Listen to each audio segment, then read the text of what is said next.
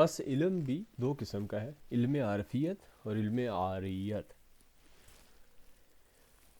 علم عارفیت اللہ تعالیٰ کا علم ہے جو بندہ کو اللہ تعالیٰ کے دیدار کا طالب بناتا ہے، جبکہ علم عاریت مردار دنیا کا طالب بناتا ہے۔ حضور علیہ الصلوۃ والسلام کا فرمان ہے الدنیا منام وعیشها فیہ احتلام، دنیا خواب ہے اور اس کی عیش و عشرت احتلام ہے۔ ایسا علم جو اللہ کے لیے اور نیک اعمال سیکھنے کی خاطر حاصل کیا جائے، حضرت محمد رسول اللہ صلی اللہ علیہ وسلم کے مرتبہ تک پہنچاتا ہے، اور جو علم دنیا کمانے کے لیے حاصل کیا جائے ابو جہل کا ہم نشین بناتا ہے۔ حضور علیہ الصلوۃ والسلام کا فرمان ہے العذرۃ شیء والجہل لا شیء، یعنی عذر کی کوئی حیثیت ہے مگر جہالت کی کوئی حیثیت نہیں۔ مرشد کو عالم ہونا چاہیے اور طالب مولا کو طالب علم ہونا چاہیے۔ جاہل کی راہ فقر میں کوئی گنجائش نہیں ہے۔ حدیث قدسی ہے متخذ اللہ ولیا جاہلا، یعنی اللہ تعالیٰ جاہلوں کو دوست نہیں رکھتا۔ جاہل کون ہے اور جاہل کسے کہتے ہیں؟ جاہل وہ ہے جو دنیا کی محبت کا طالب ہو، ہرس میں مبتلا، خواہشات نفس کا طالب ہو، علماء اور اللہ کے کلام کا دشمن ہو، بس وہ کافر ہے۔ ارشاد باری تعالیٰ ہے والذین کفروا وکذبوا بآیاتنا، اور وہ لوگ جنہوں نے کفر کیا اور ہماری نشانیوں کو جھٹلایا۔ ارشاد باری تعالیٰ ہے وما من دابۃ فی الارض الا علی اللہ رزقها، زمین میں کوئی بھی جاندار ایسا نہیں کہ جس کے رزق کا ذمہ اللہ تعالیٰ نے نہ اٹھایا ہو۔ ارشاد باری تعالیٰ ہے ومن یتوکل علی اللہ فہو حسبہ، اور جس نے اللہ پر بھروسہ کیا اس کے لیے اللہ ہی کافی ہے۔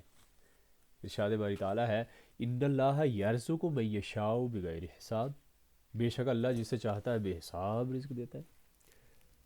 بس اسباب کو چھوڑ اور مسبب کی طلب کر۔ مرشد سبب کی بجائے مسبب کی راہ عطا کرتا ہے۔ چون رزق مقدر است گریدن چیست، رازق چون بگردانن پرسیدن چیست، یعنی جب رزق مقدر میں ہے تو اس کی خاطر سرگردانی کس لیے؟ رازق یہ رزق خود پہنچاتا ہے تو اس کے لیے جستجو کیسی؟ ارشاد باری تعالیٰ ہے نحن قسمنا بینہم معیشتہم، ہم نے ان کے درمیان روزی تقسیم کر دی ہے۔ ارشاد باری تعالیٰ ہے یفعل اللہ ما یشاء، اللہ جو چاہتا ہے وہی کرتا ہے۔ یحکم ما یرید، اللہ جو چاہتا ہے اس کا حکم دے دیتا ہے۔ درویشوں کے طریق میں ایک درویش کے لیے فاقہ کی رات استقامت کی رات ہوتی ہے، اس رات درویش کو معراج حاصل ہوتی ہے۔ حضور علیہ الصلوۃ والسلام کا فرمان ہے معراج الفقراء لیلۃ الفاقہ، فقراء کے لیے فاقہ کی رات معراج ہے۔ جس جگہ درویش بھوکا سو جائے اس جگہ خرابی اور پریشانی پیدا ہو جاتی ہے۔ اگر درویش نہ ہوتے تو سب شہر اور مقام تباہ و برباد ہو جاتے۔ عرش سے لے کر تحت الثری تک جہاں بھی آبادی ہے درویشوں کی دعا کی برکت اور ان کے مبارک قدموں کی وجہ سے قائم ہے۔ پس مرشد درویش فقیر اہل اللہ فقیر فنا فی اللہ بقا باللہ فقیر ہوتا ہے۔ حضرت محمد رسول اللہ صلی اللہ علیہ وسلم کا فرمان ہے المفلس فی امان اللہ تعالی، مفلس اللہ تعالیٰ کی امان میں ہوتا ہے۔ مرشد کے مراتب حاصل کرنا آسان کام نہیں ہے، اس کے لیے اللہ تعالیٰ کی معرفت میں مگن ہو کر خود کو فنا کرنا پڑتا ہے۔ مرشد کے مراتب اس آیت کے عین مطابق ہیں۔ ارشاد باری تعالیٰ ہے وَإِذْ قَالَ إِبْرَاهِيمُ رَبِّ أَرِنِي كَيْفَ تُحْيِي الْمَوْتَىٰ قَالَ أَوَلَمْ تُؤْمِنْ قَالَ بَلَىٰ وَلَٰكِن لِيَطْمَئِنَّ قَلْبِي قَالَ فَخُذْ أَرْبَعَةً مِّنَ الطَّيْرِ فَصُرْهُنَّ إِلَيْكَ ثُمَّ اجْعَلْ عَلَىٰ كُلِّ جَبَلٍ مِّنْهُنَّ جُزْءًا ثُمَّ ادْعُهُنَّ يَأْتِينَكَ سَعْيًا وَاعْلَمْ أَنَّ اللَّهَ عَزِيزٌ حَكِيمٌ، یعنی اور جب ابراہیم علیہ السلام نے کہا یا اللہ مجھے دکھا کہ تو کس طرح موت کے بعد زندہ کرتا ہے، اللہ نے فرمایا کیا تیرا ایمان نہیں ہے؟ حضرت ابراہیم علیہ السلام نے کہا کیوں نہیں، لیکن میں اپنے دل کو مطمئن کرنا چاہتا ہوں۔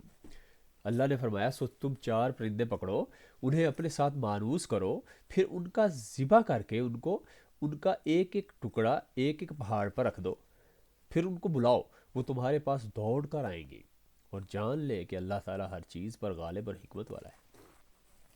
قبر مارا ہو بگوید باہو ایچے خوش خانہ است خلوت با خدا، یعنی میری قبر سے ہو کی صدا بلند ہوتی رہتی ہے کہ اے باہو یہ جگہ اللہ سے خلوت کے لیے بہت اچھی جگہ ہے۔ حضور علیہ السلام کا فرمان موتو قبل ان تموتو، یعنی مرنے سے پہلے مر جاؤ سے مراد یہی ہے۔ حضور علیہ السلام کا فرمان ہے جب تم اپنے کاموں میں اذا تحیرتم فی الامور فاستعینوا من اہل القبور، جب تم اپنے کاموں میں حیران ہو جایا کرو تو اہل قبور سے مدد لے لیا کرو۔ یا اللہ اپنے عاشقوں کی جان اپنی قدرت سے خود ہی قبض کرنا کہ تیرے اور تیرے عاشقوں کے درمیان اسرائیل نامحرم ہے۔ بس مرشد کسے کہتے ہیں؟ یحیی القلب و یمیت النفس، یعنی دل کو زندہ اور نفس کو مارنے والا۔ جب وہ طالب پر جذب اور غضب کرتا ہے تو نفس کو زندہ کر کے قلب کو مار دیتا ہے۔ مرشد وہ ہے جو فقر کی انتہا تک پہنچا ہو اور جس نے خود پر غیر ما سوا اللہ کو حرام کر رکھا ہو، ازل سے ابد تک احرام باندھے، اللہ تعالیٰ کا بے حجاب دیدار کرنے والا حاجی ہو، ایسا ہی مرشد کامل اور کامیاب ہے۔ جو ظاہر میں بے شک گناہ کر رہا ہو مگر باطن میں وہی کام عین ثواب ہو، جیسا کہ حضرت موسیٰ علیہ السلام اور حضرت خضر علیہ السلام کے واقعہ میں بیان ہوا ہے۔ ارشاد باری تعالیٰ ہے قال ھذا فراق بینی و بینک سأنبئک بتأویل ما لم تستطع علیہ صبرا۔ حضرت خضر علیہ السلام نے حضرت موسیٰ علیہ السلام سے کہا کہ اب میں آپ سے الگ ہوتا ہوں اور آپ کو ان باتوں کی حقیقت بتاتا ہوں جن پر آپ سے صبر نہ ہو سکا۔ چنانچہ ان کا کشتی کو توڑنے، ٹوٹی ہوئی دیوار کو بنانے اور بچے کو قتل کرنے کا یہ قصہ سورہ کاف میں مندرج ہے۔ بس حضرت موسیٰ علیہ السلام کے پاس علم ظاہر تھا اور حضرت خضر علیہ السلام کے پاس علم باطن تھا۔ علماء اور طالب حضرت موسیٰ علیہ السلام کی مثل ہے، جبکہ مرشد فقیر حضرت خضر علیہ السلام کی مثل ہے۔ اسی لیے فقراء سے حضرت خضر علیہ السلام جیسے واقعات رونما ہوتے رہتے ہیں۔ مرشد طبیب کی طرح ہے اور طالب مریض کی مثل ہے۔ طبیب جب کسی مریض کا علاج کرتا ہے تو اسے کڑوی اور میٹھی دوائیاں دیتا ہے، مریض کو چاہیے کہ وہ انہیں کھائے تاکہ صحت یاب ہو جائے۔ مرشد کے 4 حروف ہیں اور عارف کے بھی 4 حروف ہیں۔ حرف میم سے صاحب مروت، حرف ر سے ریاضت کش، حرف شین سے اہل شوق اور حرف دال سے صاحب درد۔ سن، ایک بزرگ نے فرمایا ہے کہ نماز نفل وغیرہ پڑھنا بیوہ عورتوں کا کام ہے، نفلی روزہ رکھنا کھانے کی بچت ہے، حج پر جانا دنیا کی سیر و تماشا دیکھنا ہے، جبکہ مردوں کا کام دل کو اپنے قابو میں کر لینا ہے۔ یہ فقیر باہو رحمۃ اللہ علیہ کہتا ہے کہ نفل نماز ادا کرنا اپنی جان کو پاک کرنا ہے، نفلی روزے رکھنا رحمان کی خوشنودی حاصل کرنا ہے، اور حج کے لیے جانا ایمان کا ثبوت ہے۔ دل کو قابو میں لانا خام لوگوں کا کام ہے، اللہ تعالیٰ کو دیکھنا اور پہچاننا نامکمل لوگوں کا کام ہے، جبکہ بشریت سے آزاد ہو کر خود کو فنا کرنا اور عین فنا فی اللہ بقا باللہ ہونا مردوں کا کام ہے۔